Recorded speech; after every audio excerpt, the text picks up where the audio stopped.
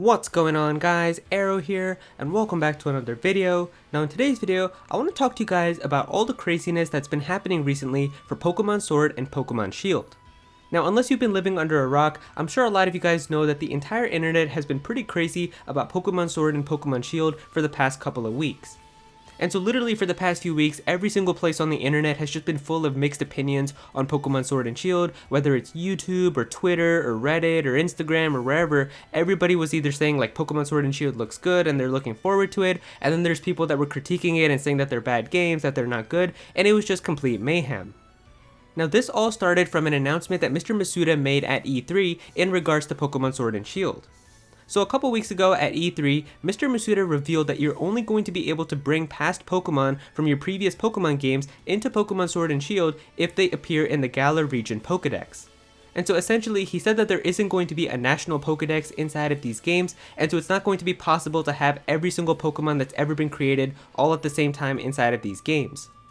And so it was really after this news that came out at E3 where everybody went crazy after. I remember just a couple hours after, the hashtag bring back the National Dex was trending on Twitter, and even in Japan their equivalent of that hashtag was also trending, so people were going nuts. And so when people asked Mr. Masuda why they're not going to be able to have every single Pokemon inside of Pokemon Sword and Shield, he responded by saying that every single animation that they're using for all the Pokemon inside of Sword and Shield are of much higher quality than what they've been using in the past, and so because of that they can't do it for all of the Pokemon that they have with like the 800 plus Pokemon, plus all of the brand new Pokemon that they're adding into the Galar region, and so for that reason they don't have the ability to add every single Pokemon. And so it was really after this response when people were going mayhem all over the internet. People were like posting pictures of Scorbunny using double kick and saying like, is this what they call good animating? It looks literally like how it did in Pokemon Sun and Moon. People were posting pictures of like Wingulls flying around in the overworld and saying like they're not even flapping their wings. It's not good animating at all, so they're lying to us. Then other people were like, no, GameFreak is doing fine. Look at how good Sword and Shield look. They're the best Pokemon games we've ever gotten. So pretty much everybody has just been divided on these games.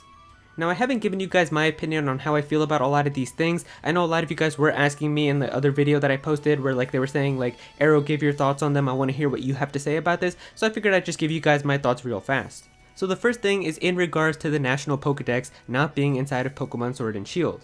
Now to answer if I'm angry or pissed off or frustrated with not having a National Pokedex inside of Pokemon Sword and Shield, the answer to that is actually no. I'm not really pissed off or angry that there's no National Dex inside of Sword and Shield.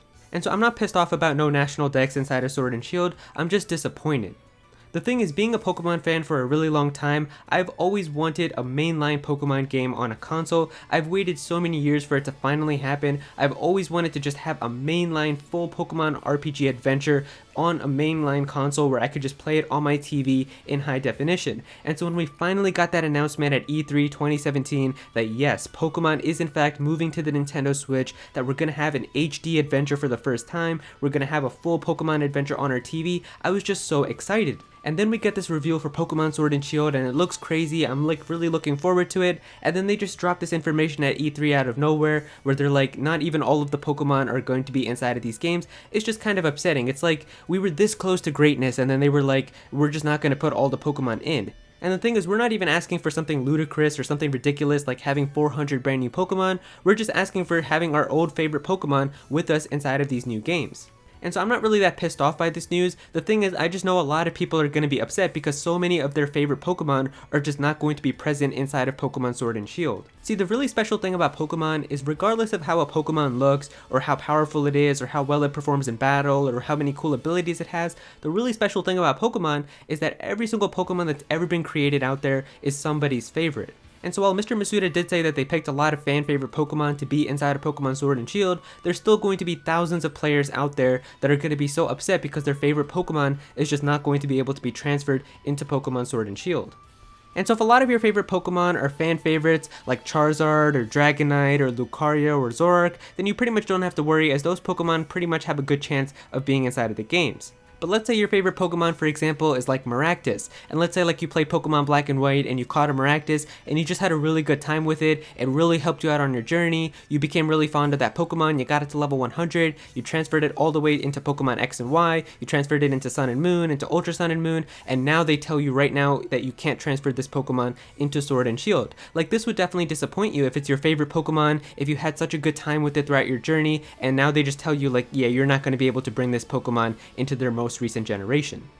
And a lot of other people were talking about how this is going to impact the competitive scene a lot too, as the pool of Pokemon that are going to be available to you to use in competitive play is definitely going to be smaller now, and so a lot of the teams are pretty much going to revolve around the same Pokemon, as there's not really going to be a lot of creativity possible if you're only going to have a limited number of Pokemon.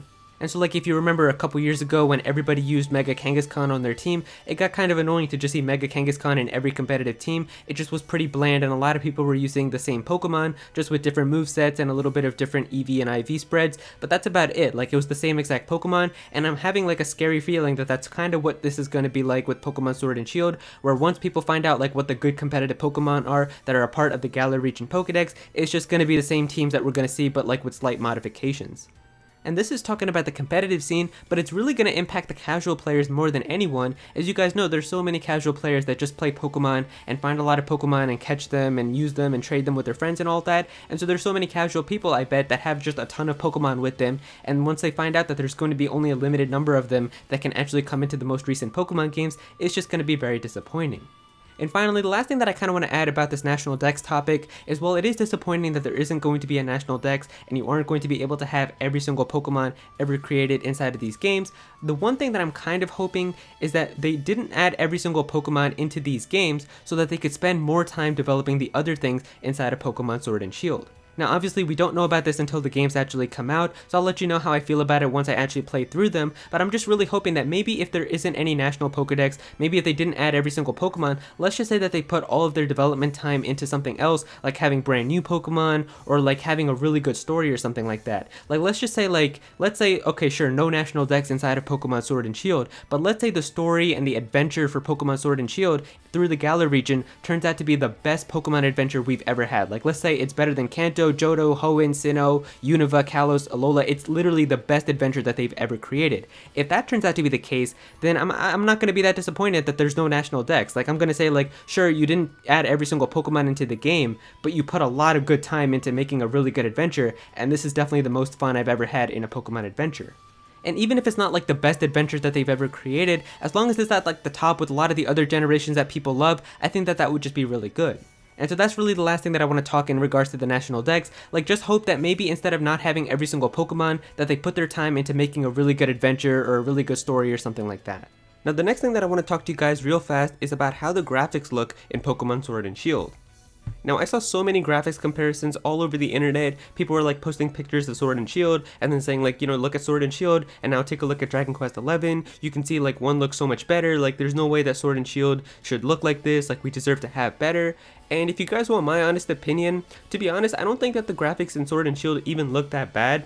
Like, I mean, obviously they could be better, but that like applies to any video game. Like, of course the graphics could always be better. But like, I'm totally fine with what we have right now. Like, it totally looks cool to me. I mean, this is easily the best looking Pokemon game that they've ever made. And it definitely seems like they're improving as well. The one thing that I know people keep mentioning is like this one tree that was in the gameplay demo for Sword and Shield, where I can also agree that yes, the textures on it look really bad and it doesn't look like it fits in like an HD Pokemon game.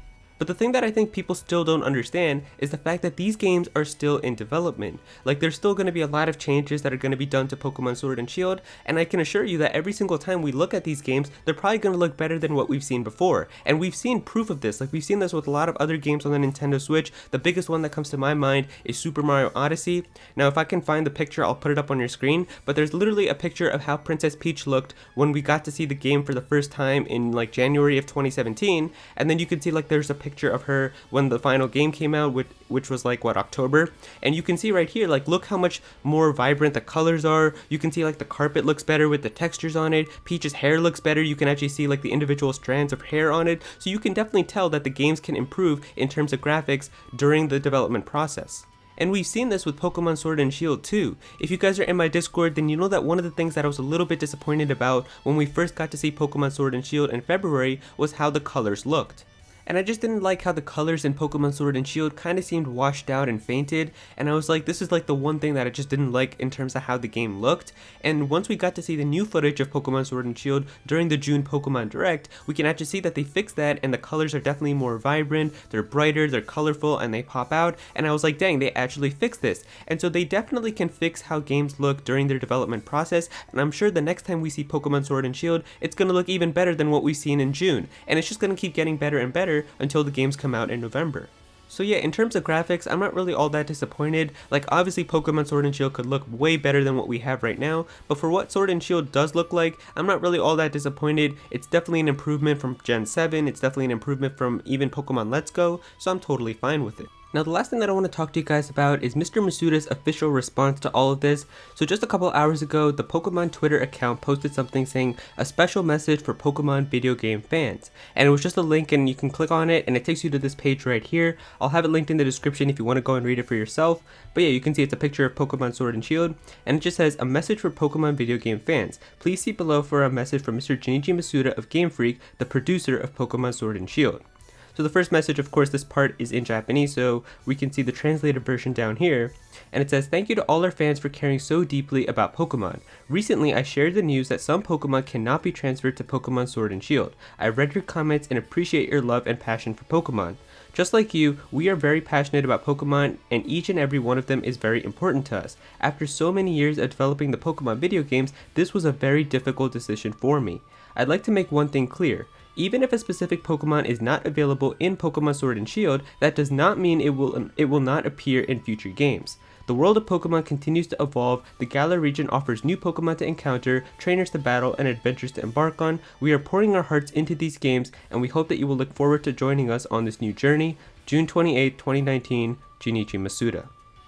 And so from this message, it seems like that they're still going to stick by what they said with no National Dex. It doesn't seem like they're going to really do any changes to add every single Pokemon into Pokemon Sword and Shield, but the thing that he made clear is that if a Pokemon isn't present within the Galar region Pokedex, it doesn't mean that you're never going to see that Pokemon again. So he's basically saying, like, if a Pokemon like Staraptor, for example, isn't in the Galar region Pokedex, and you really want to see Staraptor in HD, it doesn't mean that you're not going to be able to ever see it again. It just might mean that, like, in a future Pokemon game, like if we get Diamond and Pearl remakes, or if they make like a Pokemon Bow version or like a third version to Pokemon Sword and Shield or something like that, then a Staraptor could appear in that Pokedex, and you can transfer from Ultra Sun and Moon into those games.